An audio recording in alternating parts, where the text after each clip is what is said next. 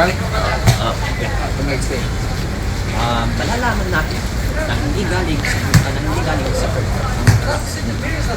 Ito ay dahil ibang komposisyon ito. Wala itong tubig at hindi ito tugma sa atmosfera ng Earth. Pero, paano ba nakarating yung mga rockets sa moon?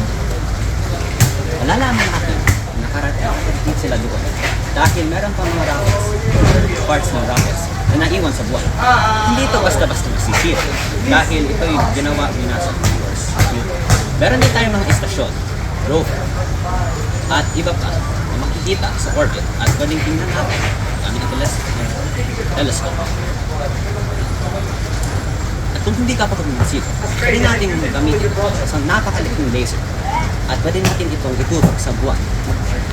Gamit ito, malalaman natin kung gaano kalayo ang buwan. Okay, gets. Naintindihan ko na. Salamat sa rin.